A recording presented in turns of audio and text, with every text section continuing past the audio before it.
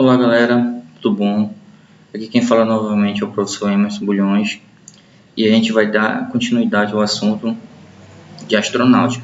Aula passada a gente falou um pouco sobre a missão Centenário e agora a gente vai falar sobre o que são aviões, foguetes e satélites, certo?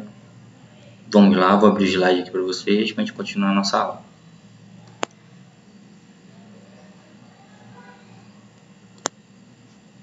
Bom, como eu falei, a gente vai falar sobre o que são aviões, foguetes e satélites, certo? Olha lá, a pergunta é: aviões, foguetes e satélites, o que são e para que servem? Então, no decorrer das nossas aulas, a gente vai respondendo essas perguntas aqui, certo? Vamos lá? Bom, o primeiro que a gente vai falar é sobre o avião. Vocês já se perguntaram como é um avião, qual o objetivo que foi desenvolvido o avião, componentes que existem no avião, se já pesquisaram uma vez ou conhecem. Olha lá, coloquei alguns tópicos aqui para que a gente possa entender um pouco mais. Bom, o avião ele tem asas fixas que servem para a sustentação dele no ar, que são essas asas bem aqui. O que vai acontecer? Conforme o avião ele vai adquirindo velocidade, o fluxo de ar que passa pela fuselagem do avião e pelas suas asas, quando ele adquirir uma boa velocidade e usar os flaps, que é para que ele possa adquirir a altitude, uma força de resistência do ar maior que nessa parte de baixo vai fazer com que o avião comece a subir. Então, para isso, eu vou precisar de um fluxo contínuo de ar que passe pelas suas asas.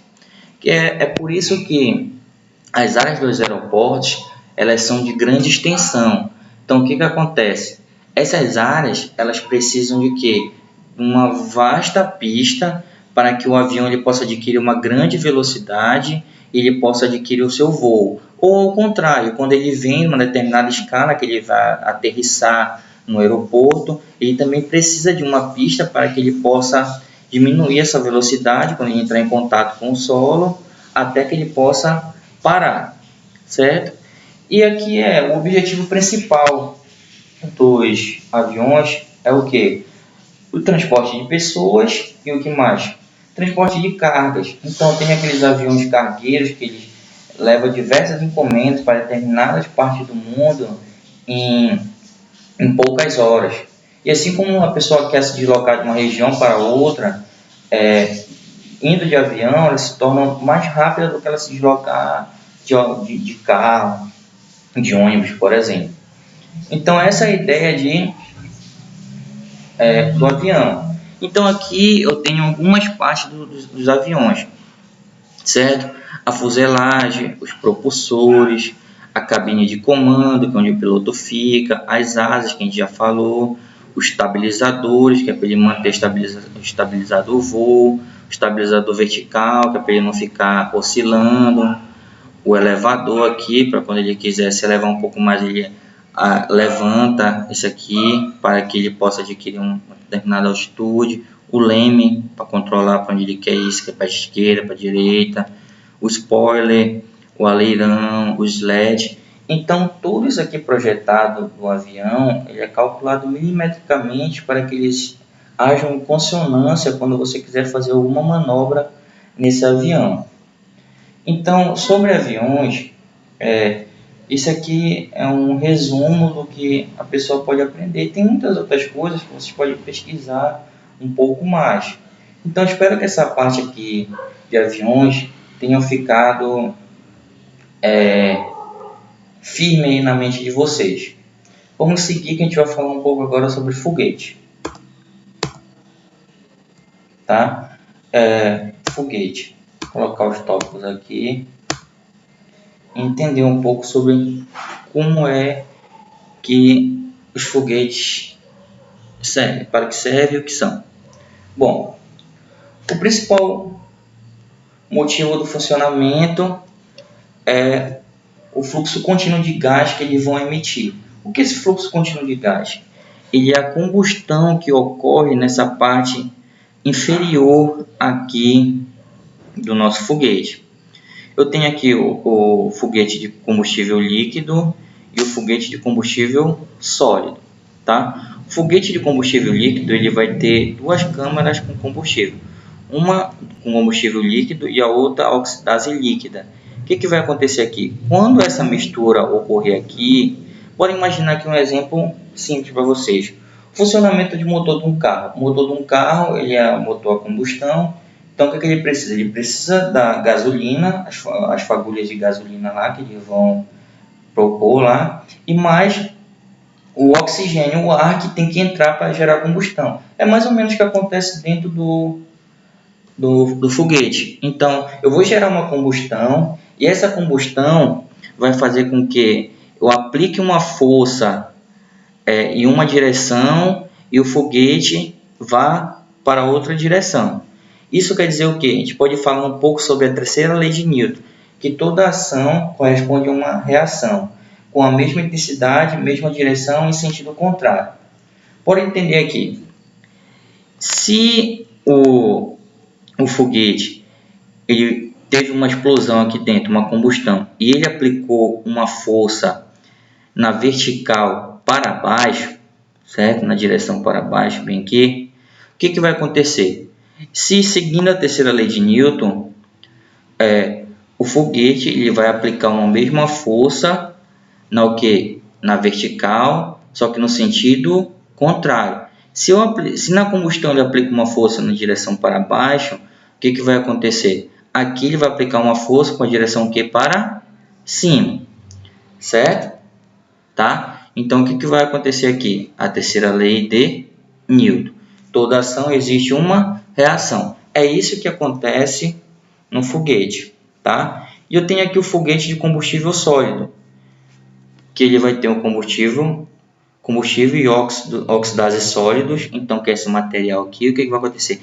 É o mesmo princípio daqui. Eles vão se unir aqui e vai acontecer uma combustão. Ele vai gerar uma fagulha, como se fosse um fósforozinho acendendo bem aqui. Ele vai haver uma explosão e vai aplicar uma força nessa direção e o foguete vai para outra direção, no sentido contrário à força que foi aplicada aqui devido à queima dos gases, correto?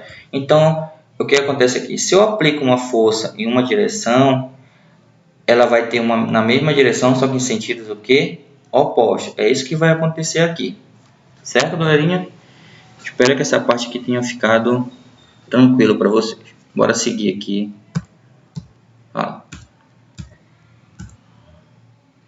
Bom, ainda vamos continuar falando sobre foguete. Então a gente vai entender aqui um pouco mais o que acontece quando você lança um foguete. Não sei se você prestou atenção que quando ele alcança uma determinada altitude, ele vai largando parte do seu corpo para ele ir se deslocando cada vez mais. Então é lá. O que ele precisa? A combustão e a ausência de oxigênio no espaço. Então, dentro desses tanques aqui, dentro do corpo aqui do foguete, eu vou ter uma parte cheia de oxigênio, que é para que ocorra a minha combustão, tá? E outra, eles são projetados para que quando a gente tiver uma reentrada na atmosfera e ocorra o aquecimento por atrito, ele não se danifique tanto. Você já deve ter visto, tem filme que acontece que quando algo entra na nossa atmosfera, a gravidade puxando ele para o centro da Terra faz com que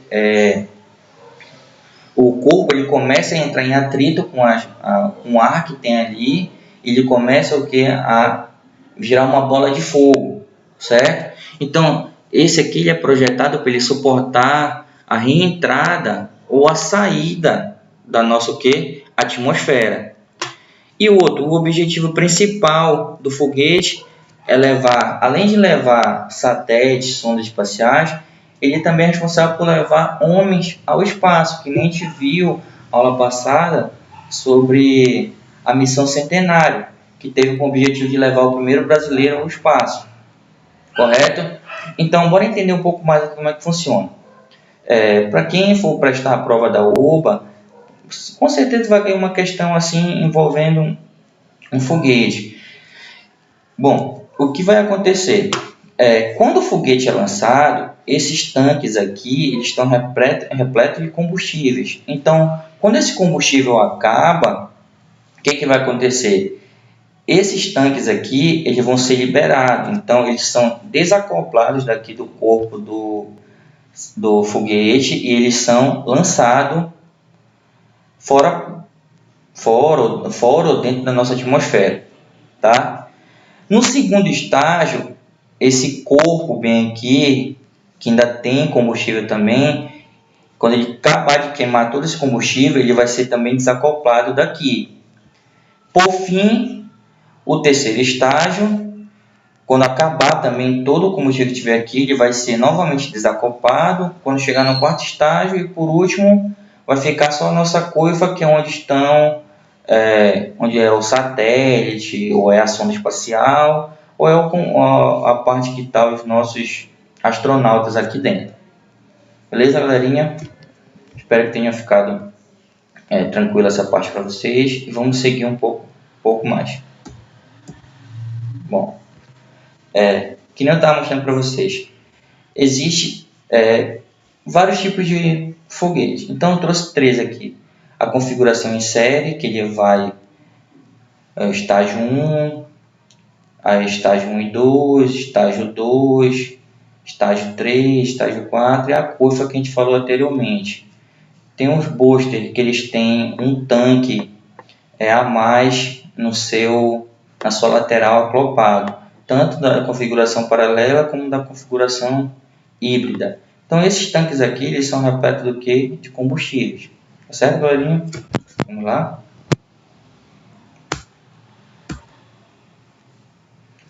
Satélite. O que vocês conhecem por satélite? Satélite, a gente tem os satélites naturais, certo? A gente tem os satélites artificiais. Vamos falar primeiramente sobre os satélites artificiais. Os satélites artificiais eles são projetados para ele ficar a uma determinada altura, para ele transmitir sinais, dados de determinadas regiões para outras. Então essa é a ideia do satélite satélite artificial.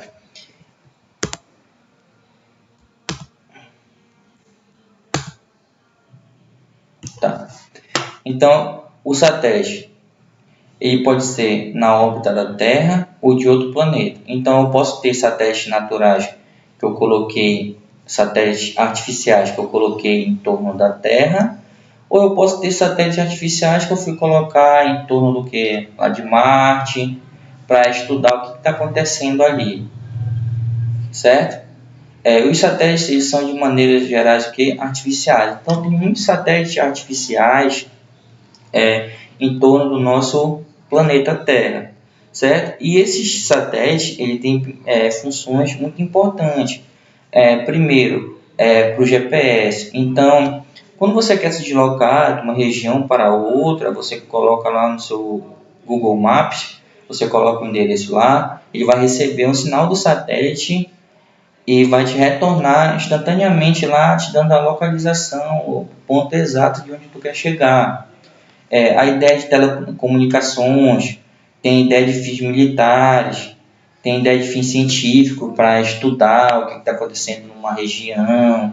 Eles colocam muito ali para estudar a parte ali das calotas que estão derretendo. De fins militares, para ver a movimentação de vários países, para não ter uma guerra, um conflito, ou algo do tipo. E muitos desses satélites, quando eles perdem a sua valia, eles se tornam lixo espacial. Então eles ficam lá girando em torno do nosso planeta. Tá? Então olha aqui, eu tenho um satélite que eu coloquei, então o que vai acontecer? Ele vai receber um sinal, por exemplo aqui, tu tem uma transmissora A, um exemplo. Tu quer transmitir um sinal para uma outra pessoa que está lá no Japão, um exemplo. Aí tu emite um sinal, esse sinal ele é codificado pelo satélite, depois esse sinal codificado ele é emitido para onde tu quer que esse sinal seja recebido. Então tu manda um sinal para o satélite, ele codifica e manda para onde você quer que o sinal chegue. Então essa é a principal ideia do satélite que a gente tem como usar.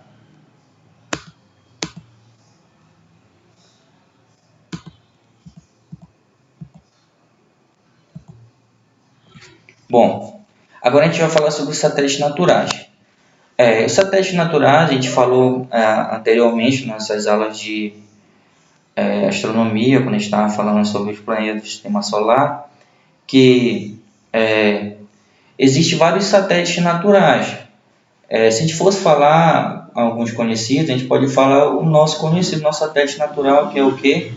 A Lua, certo? A Lua é o nosso satélite natural. Se a gente fosse falar de Marte, Marte ela tem dois satélites naturais, que é o Phobos e Deimos, certo?